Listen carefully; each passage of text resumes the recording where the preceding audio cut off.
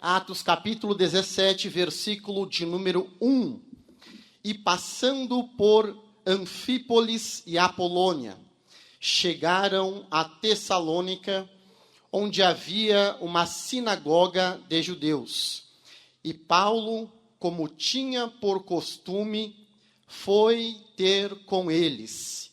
E por 3 sábados disputou com eles sobre as Escrituras, expondo e demonstrando que convinha que o Cristo padecesse e ressuscitasse dos mortos.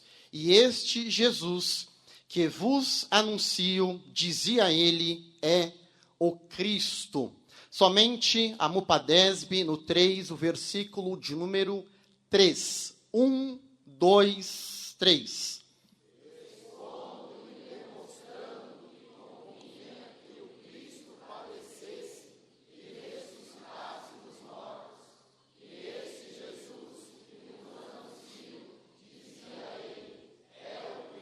Amém. Aqueles que podem, tome seu assento, por gentileza, glorificando ao nome do Senhor Jesus Cristo. Queridos, o livro de Atos dos Apóstolos, ele pode ser sintetizado, ele pode ser resumido e conhecido a partir de 3 palavras. A primeira palavra, a primeira expressão é subida, a segunda, descida, e a terceira palavra, crescimento. Isso porque quando nós lemos o capítulo de número 1, nós encontramos Lucas narrando a ascensão, a subida de Jesus Cristo. No capítulo 2, Lucas narra a descida do Espírito Santo. E com a descida do Espírito Santo, nós temos, então, um movimento de crescimento, de expansão da igreja. E para compreendermos como se deu a dinâmica de crescimento, de expansão da igreja, é importante que entendamos aquilo que Jesus falou e que Lucas registrou. No capítulo 1 de Atos, versículo de número 8. Porque ali nós encontramos uma promessa, nós encontramos, em segundo lugar, uma ordem, e encontramos também uma agenda que Cristo estabelece para a sua igreja. Qual foi a promessa? E recebereis virtude. Com o cumprimento da promessa, a igreja deveria cumprir uma ordem. Qual foi a ordem que Jesus deixou estabelecida? E ser-me-eis testemunhas. Mas Jesus, além de falar de uma promessa, além de falar de uma ordem, Jesus, o dono da igreja, também estabeleceu a agenda a qual este crescimento, essa expansão da igreja aconteceria.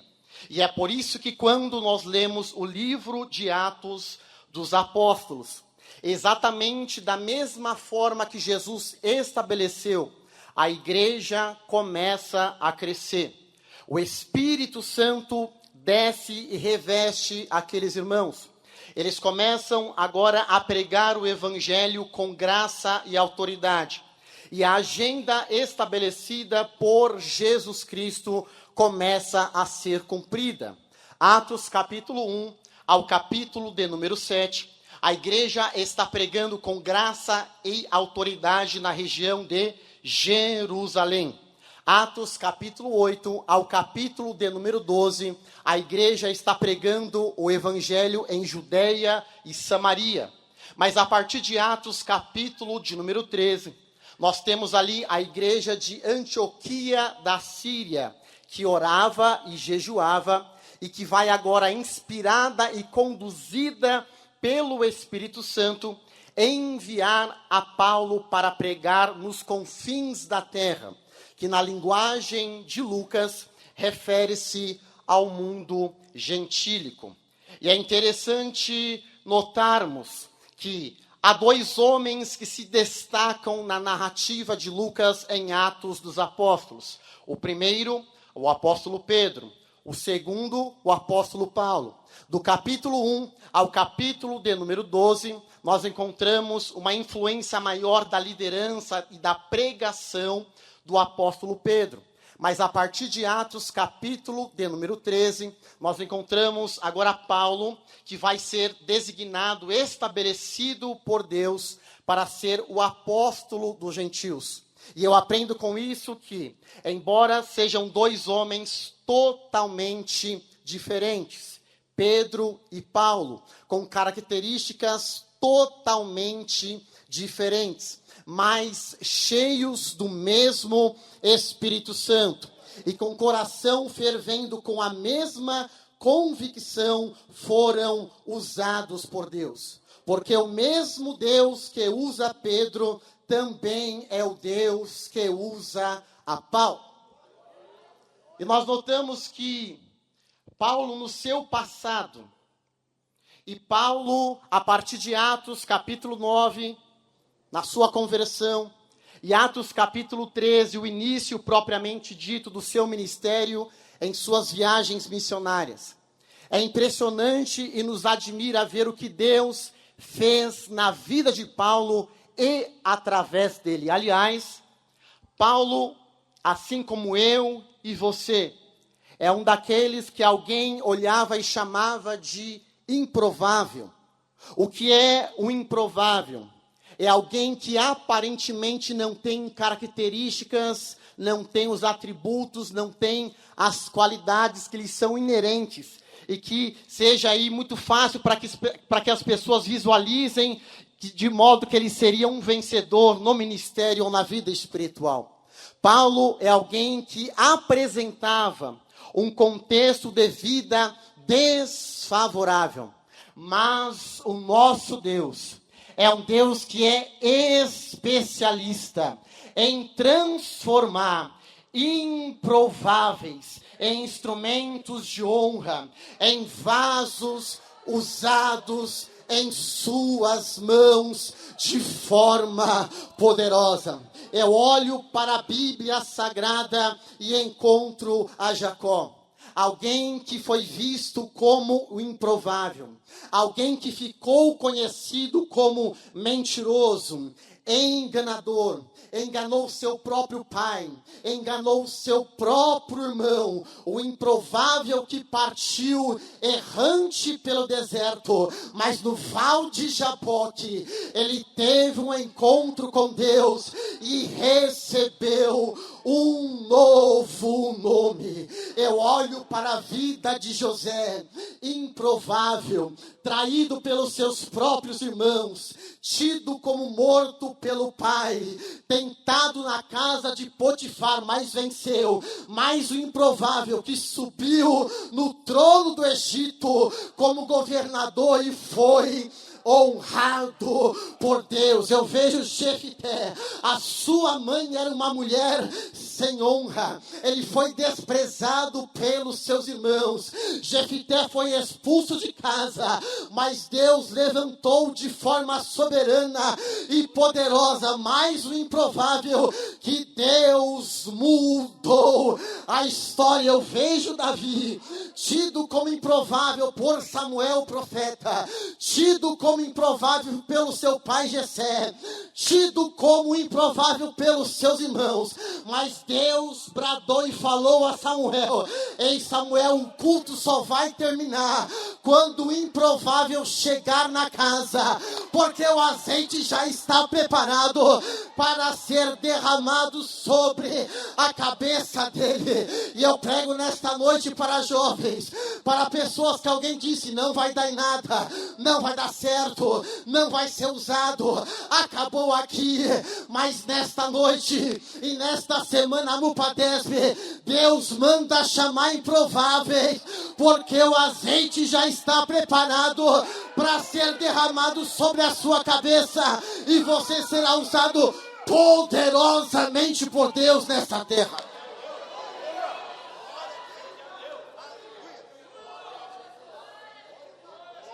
Aleluias. Deus usa os improváveis. E este improvável, por nome Paulo, ele começa a exercer o seu ministério. Foi usado poderosamente por Deus como um pregador, como um mestre, plantador de igrejas. E ele começa agora a sua primeira viagem missionária, conforme o registro de Lucas, no capítulo de número 13. Paulo agora chega na região de Salamina. Quando Paulo chega em Salamina, ele entra na sinagoga dos judeus e prega a Cristo crucificado e ressurreto. Paulo parte da região de Salamina e chega em Pafos. Ele prega a mesma mensagem, a mensagem do Cristo crucificado e ressurreto. Em Pafos, Elimas, o encantador, tenta confrontar a Paulo, mas é envergonhado. O procônsul, um homem de grande envergadura e importância social, é convertido ao evangelho. Paulo, após partir de Salamina, Pafos, passa por Perge da Panfilha. João Marcos desiste e volta para casa, mas ele segue. Ele chega numa região chamada Antioquia da Pisídia.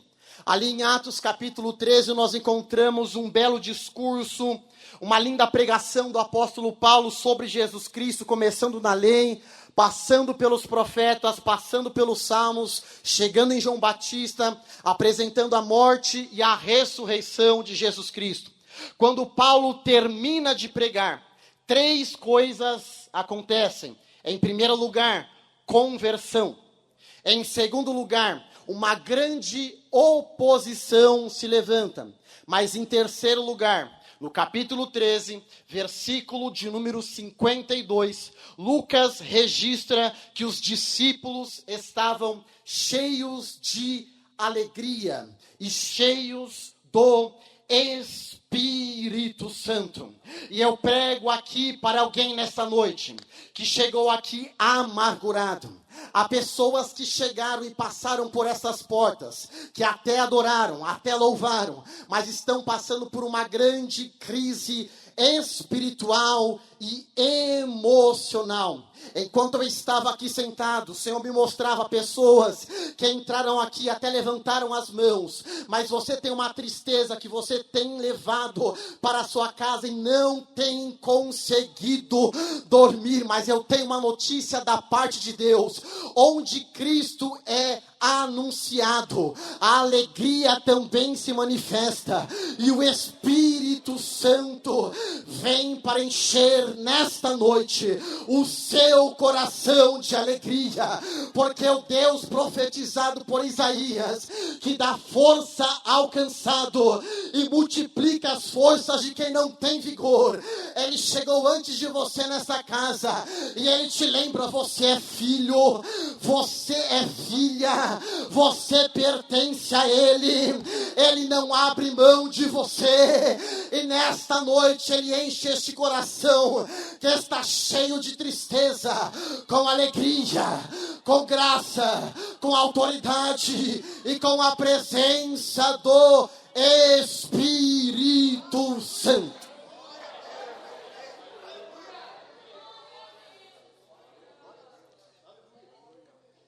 Paulo parte de Antioquia da Pisídia.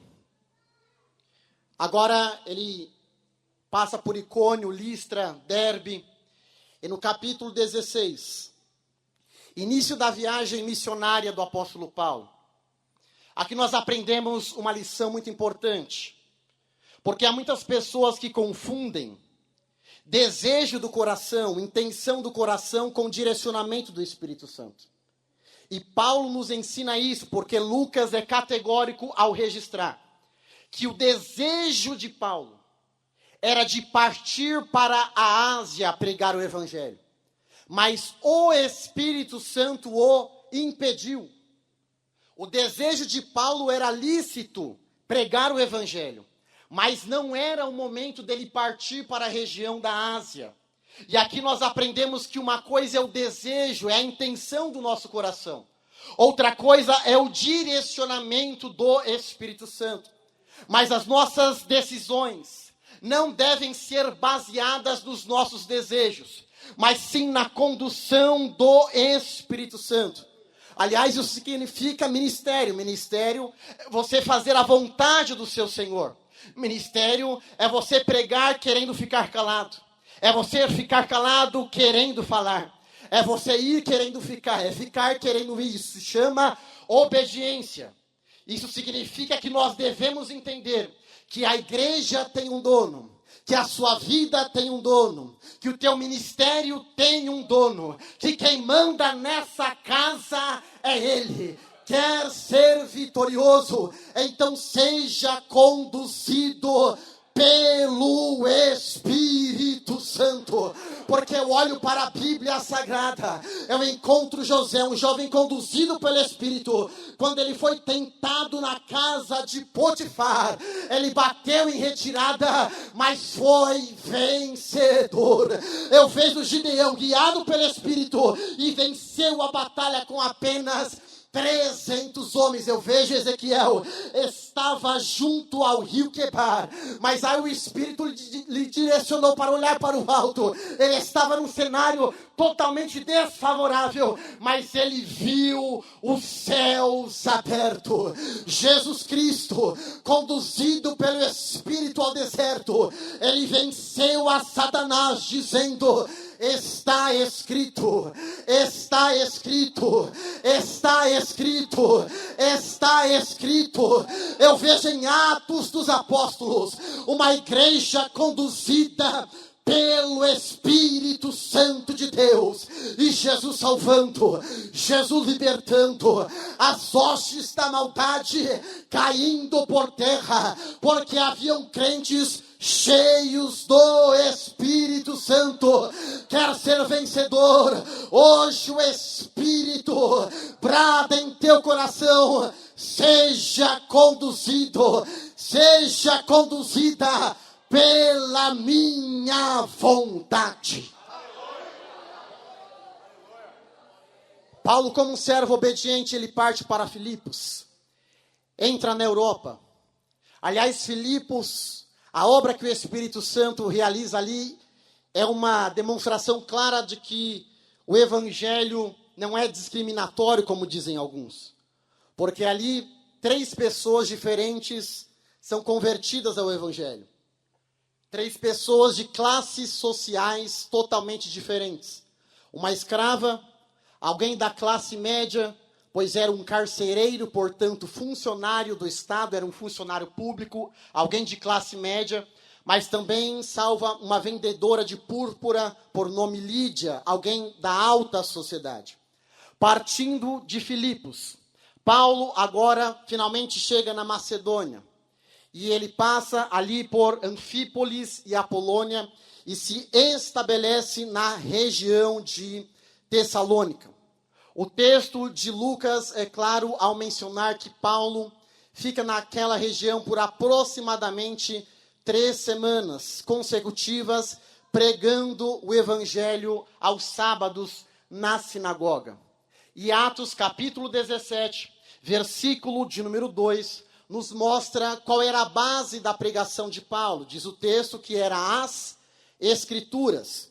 E Atos capítulo 17, versículo de número 3, nos aponta para o conteúdo da pregação de Paulo, Jesus Cristo. E quando nós lemos a primeira epístola de Paulo aos Tessalonicenses, no capítulo de número 1, versículo de número 5, ali nós encontramos 3 características da pregação de Paulo em Tessalônica. Em primeiro lugar, a pregação do apóstolo Paulo foi em poder. E o termo poder no grego vem de dínamos, de onde vem a expressão dinamite. Isso significa que enquanto Paulo pregava no mundo espiritual, as suas palavras ungidas no direcionamento do Espírito Santo causavam estrago no mundo espiritual de Satanás. Era Paulo pregando e Deus usando a sua boca como uma dinamite, destroçando os poderes do mal. E nesta noite eu quero ministrar sobre a sua vida. Eu quero ministrar sobre a sua casa. Que enquanto eu prego no direcionamento do Espírito Santo, cadeias espirituais estão sendo quebradas agora. Você que está lutando contra este pecado e não está conseguindo vencer, nesta noite o Espírito Santo de Deus vai te dar força. Algemas do mal estão caindo por terra enquanto você adora aqui, enquanto você glorifica nesta casa. Deus está visitando o coração daquela pessoa que você convidou para estar aqui nesta noite. Você está aí, mas está triste. Senhor, ele não veio, ela não veio. Senhor, o que será daquela pessoa? Aí Deus fala ao seu coração: fica tranquilo, porque o mesmo Espírito que está nesta casa, ele vai soprar naquele coração, ele vai incomodar aquele coração, e cadeias serão quebradas, e o nome do Senhor será glorificado. Paulo prega em poder. Paulo prega também no Espírito Santo e em certeza. É o que nós encontramos no relato de Tessalonicenses 1, verso 5. E a pregação de Paulo era sempre a mesma, ou seja, a pregação que não pode, mas muitas vezes falta em nossos púlpitos, da pessoa de Jesus Cristo e este crucificado e ressurreto. Aliás, quem prega as Escrituras, prega a Cristo, porque o próprio Jesus Cristo, em Lucas capítulo 24, versículo de número 44, diz que era necessário que se cumprisse tudo aquilo que sob ele estava escrito na lei de Moisés, nos profetas e nos salmos. E quando nós lemos a Bíblia Sagrada, nós encontramos a Cristo na lei. Nós encontramos Cristo nos profetas. Nós encontramos Cristo nos salmos. Quem não se lembra do Salmo 23, que apresenta a pessoa de Jesus Cristo como bom pastor. Mas ali, na verdade, nós temos praticamente uma trilogia cristocêntrica. O que é isso?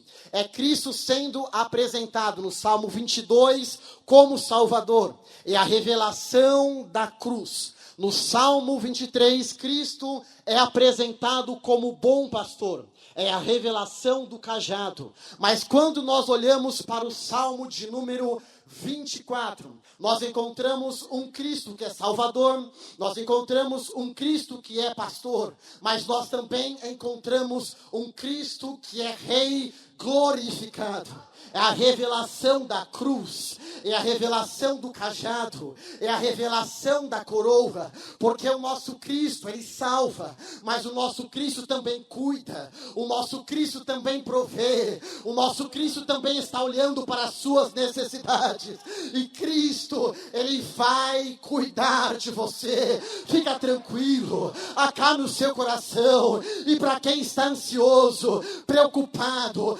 parece que a sua vida saiu do controle, olhe para o Salmo de número 24, porque ele está sentado no alto e sublime trono, há uma coroa sobre a sua cabeça, e ele não perdeu o controle da tua vida e da sua história.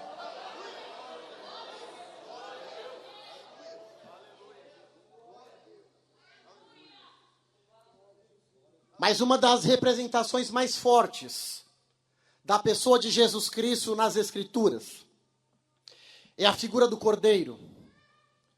E é interessante notar que há uma progressão na revelação bíblica acerca do Cordeiro. Porque quando nós lemos Gênesis capítulo de número 22, ali um cordeiro é apresentado.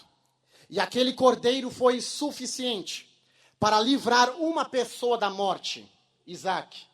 Ou seja, o cordeiro aparece em cena e livra da morte a um indivíduo, por nome Isaac.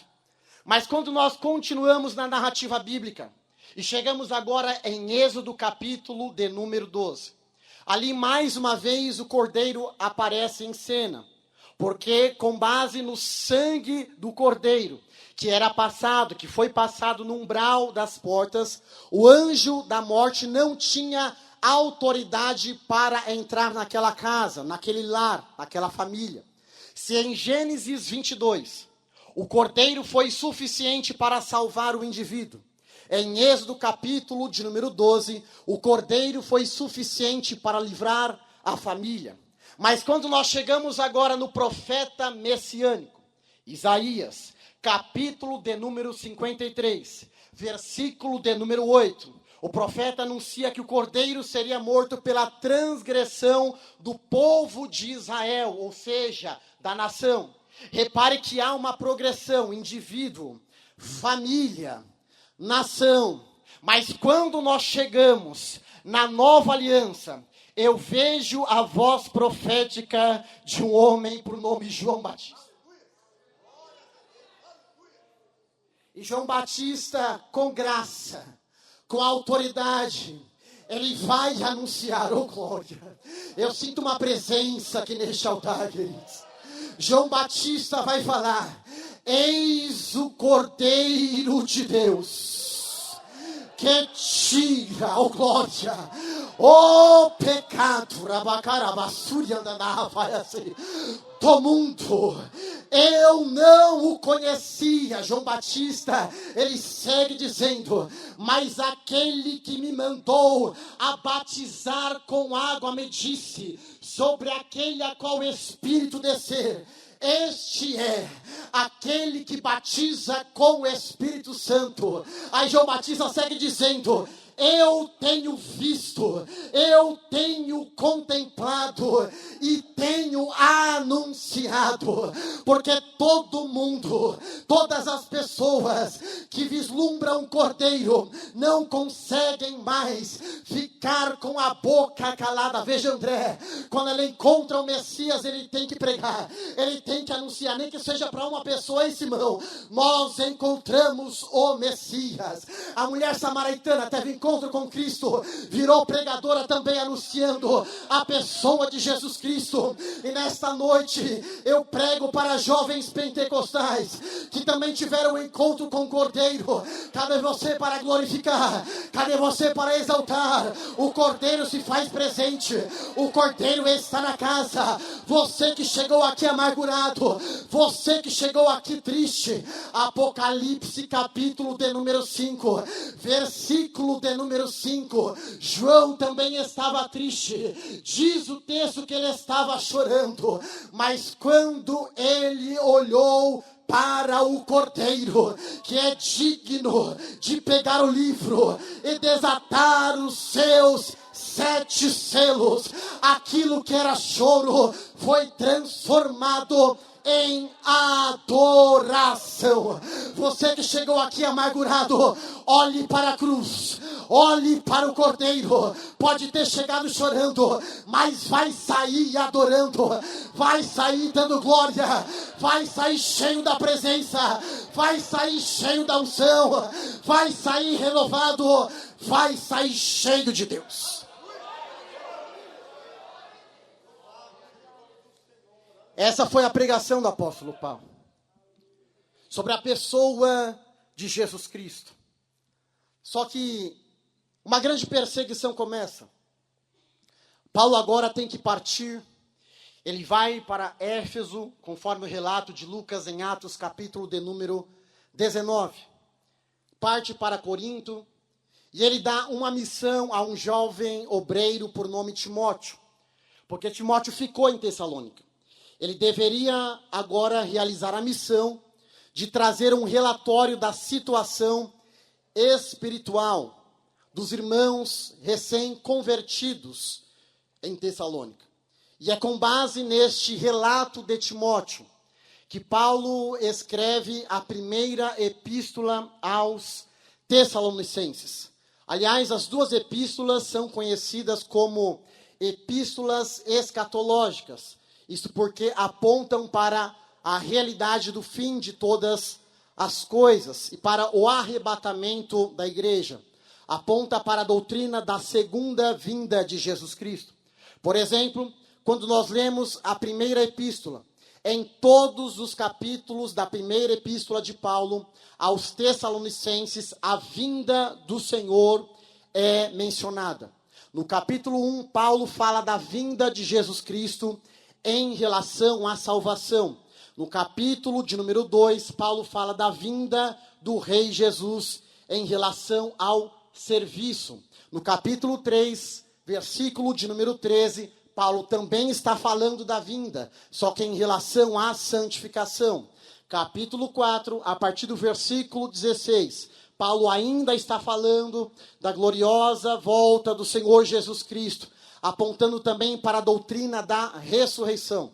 Mas no capítulo de número 5, nós encontramos agora as marcas, os procedimentos. E eu quero encerrar aqui. E o ápice da orientação do apóstolo Paulo para a igreja de Tessalônica, acerca da vinda do Senhor Jesus Cristo, está no capítulo de número 5, versículo de número 23. E o mesmo Deus de paz vos santifique em tudo, em todo o vosso espírito, alma e corpo, sejam plenamente conservados, irrepreensíveis, para a vinda de nosso Senhor Jesus Cristo.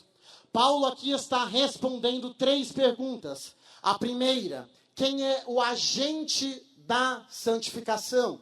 E ele é claro em responder, o agente da santificação, ou seja, sem a qual a santificação não é possível, é o próprio Deus de paz. Em segundo lugar, Paulo está falando da abrangência da santificação.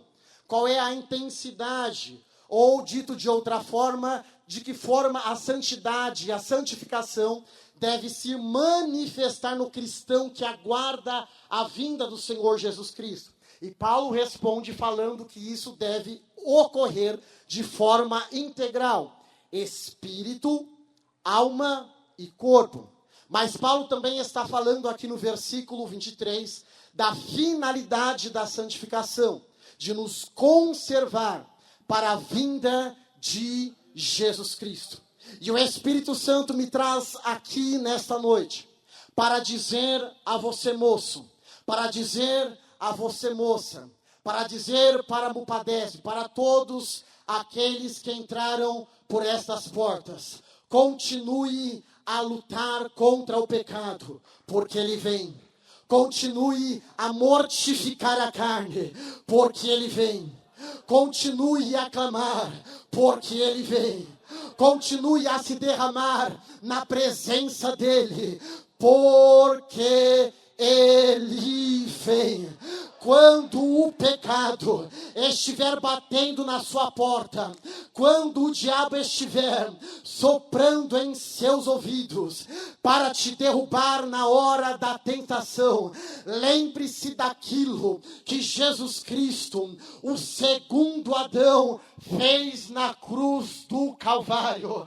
Porque Jesus Cristo, o segundo Adão, ele foi vitorioso. O primeiro Adão, ele foi tentado no paraíso e caiu, fracassou. Mas o segundo Adão, ele foi tentado no deserto e venceu a Satanás. Aí o meu coração se enche de alegria, porque eu vejo o apóstolo Paulo em 1 Coríntios capítulo de número 15, falando também do primeiro e do segundo Adão. Ele diz, olha, o primeiro Adão foi feito alma vivente, mas o segundo Adão, espírito vivificante. O primeiro Adão é da terra, mas o segundo Adão é do céu. O primeiro Adão é terreno, mas o segundo Adão é celestial. O primeiro é natural, mas o segundo é espiritual. Se coloque de pé. O primeiro Adão, ele apontou o dedo para a esposa para lhe acusar, mas o segundo Adão, ele foi para o Calvário de braços abertos para justificar buscar a esposa. O primeiro Adão era condenado e tentou transferir a culpa para a esposa, mas o segundo Adão, oh glória, ele era inocente, mas assumiu, oh aleluia, mas assumiu, mas assumiu a culpa da esposa. Cadê você para adorar? Cadê você para adorar? Esse Jesus Cristo se faz presente. Esse Jesus Cristo está na casa. Esse Jesus Cristo está entre nós.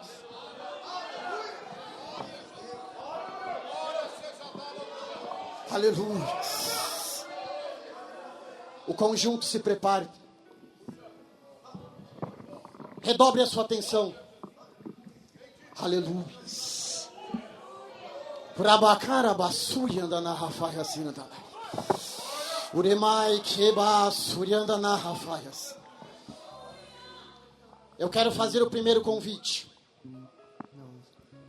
Neste momento em que a palavra foi anunciada, foi proclamada, eu quero perguntar a você que quer receber a pessoa de Jesus Cristo. E geralmente há 3 reações diante da pregação do Evangelho. Paulo, quando pregou em Atenas, em Atos 17, diz que assim que ele terminou de pregar acerca da ressurreição, uns escarneceram, ou seja, zombaram da mensagem, deram de ombros. O segundo grupo disse o seguinte: acerca disso, Paulo, conversaremos em outra oportunidade. Adiaram a decisão. Mas houve um terceiro grupo, que é o grupo dos que creram. É um grupo que se rendeu ao poder da palavra e reconheceu o senhorio de Jesus Cristo. Onde está você? Onde está a primeira pessoa? Saia do seu lugar, no nome de Jesus. Você, jovem, cheio de Deus, que está vendo uma pessoa aí do seu lado, que você convidou, que você trouxe, ministre sobre a vida dessa pessoa. Ore. Há uma batalha espiritual neste momento. Jesus te chama, venha. Chega de sofrer. Venha, Jesus te chama. É noite em que o Espírito Santo está falando aí em seu coração, venha. Jesus quer mudar a sua vida. Jesus quer mudar a sua história. Onde está você? Onde está você? Saia do seu lugar no nome de Jesus. Eu quero fazer aqui um segundo convite. Foi pregado aqui nessa noite que Deus usa improváveis. Eu quero chamar aqui jovens que têm orado ao Senhor, que têm apresentado ao Senhor em oração o seu ministério. Você tem o desejo de pregar a palavra. Você tem o desejo de ser usado por Deus, usada por Deus no louvor. Você tem sonhos espirituais e ministeriais. E você tem orado ao Senhor. Senhor, confirme a minha chamada. Confirme o meu ministério. Nesta noite o Senhor quer confirmar chamadas. Onde está você? Você que serve ao Senhor e quer receber uma porção dobrada do Espírito Santo. Saia do seu lugar no nome de Jesus. Saia com fé, com convicção. O Espírito Santo vai te encher. E haverá confirmação da sua chamada. Venha. Isso.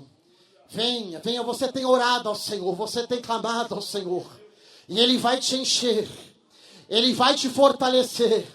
Ele pode te batizar hoje. Venha, venha, venha.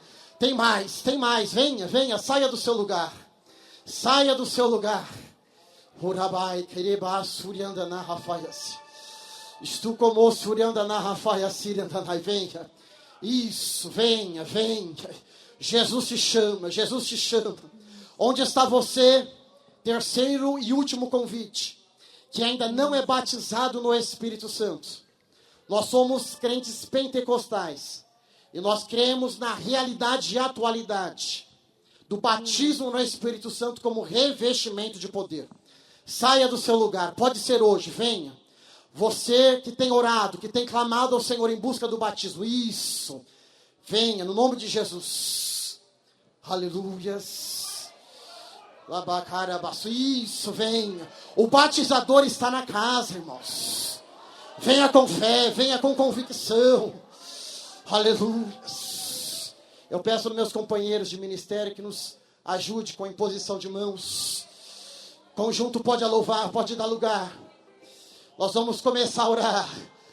Nós vamos começar a clamar. E o Senhor vai começar a te visitar, a te fortalecer, a te encher. Comece a orar. Comece a clamar aí no seu lugar. Feche os seus olhos. Saia do espírito de expectativa e venha para o espírito de adoração. Jesus está na casa, o Cordeiro está na casa, o Espírito Santo está entre nós. Aleluia.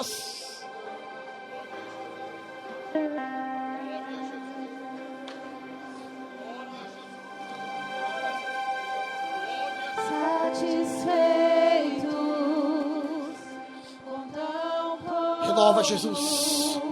Renova, Jesus. Renova, Jesus. Renova, Jesus. Senhor, visita este jovem, ó Pai. Visite este crente, Senhor. Vai repreendendo a amargura, vai repreendendo a tristeza.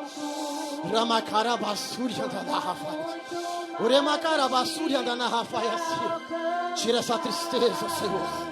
Coloca alegria neste coração. Venha revestir com poder, com glória, com autoridade. Aleluia!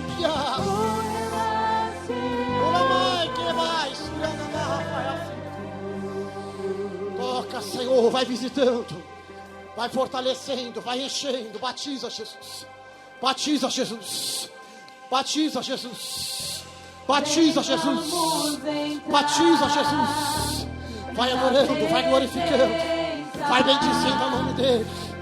Dê lugar para o Espírito Santo. Uramai, querebassúria da narrafaiaça. Uramacarabassúria da narrafaiaça. Oh, glória a Jesus. Babai, queremai, querebassúria. Uramacarabassúria.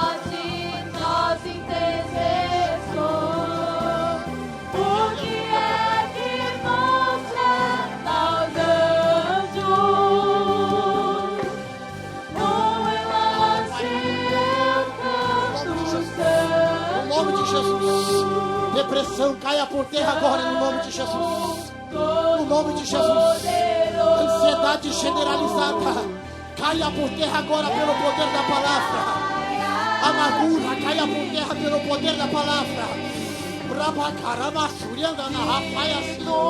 No nome de Jesus Cristo. Toma a vida deste jovem, Senhor. Aonde estiver um crente batizado no Espírito Santo, com o coração aberto, renova. Renova, Jesus. Enche esse vaso, Senhor. Enche esse vaso, Senhor. No nome de Jesus. Derrama azeite nesta noite.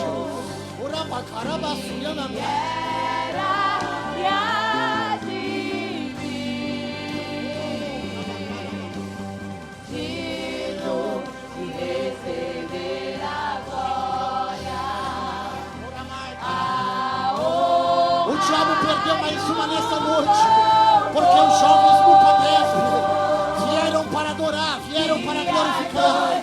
Estão dando lugar nesta noite. Seja cheio de Deus. Seja cheio de Deus. Seja cheio de Deus. Seja cheio do Espírito. Seja cheio do Espírito até transbordar. Nossa voz subirá. Digno é o Cordeiro. Digno é o Cordeiro. Dia e noite sem cessar. Nossa voz subirá. Digno é o Cordeiro. Digno é o Cordeiro. Dia e noite sem cessar. O batizador está na casa. Aquele a qual não me renova está na casa. Seja tomado, seja visitado, seja fortalecido.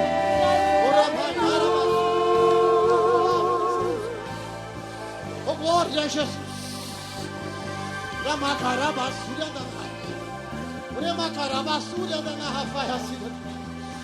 Oh Deus poderoso, te adoramos, Senhor. Te bendizemos nessa noite, por tua graça, por tua bondade, por tua misericórdia. Confirma a tua palavra em cada coração, Senhor. Confirme chamadas, confirme ministérios. Senhor Pai, confirme sobre a vida do teu filho. Confirme, ó Pai, sobre a vida da tua serva, para o louvor do teu nome, para o louvor do teu nome, para o louvor do teu nome. Na mãe, que é mais dia e noite, sem cessar, nossa voz subirá. Digno é o Cordeiro, digno é o Cordeiro. Dia e noite, sem cessar, nossa voz subirá. Digno é o Cordeiro, Ele é digno de toda honra e de toda glória. Aleluia, glórias a Deus, sem cessar, vai louvando, vai exaltando o nome do Senhor. subirá. Vai ser derramando o teu poder, vai derramando a tua graça, meu Senhor. Aleluia, Dia e noite, sem cessar, nossa voz subirá. vai dando glórias a Deus, vai dando glórias a Deus. Aleluia, louvado, exaltado seja o nome do Senhor. Vai se aquecendo, Pai, na chama do teu Espírito Santo. Aleluias, aleluias. Louvado, exaltado seja o nome do Senhor.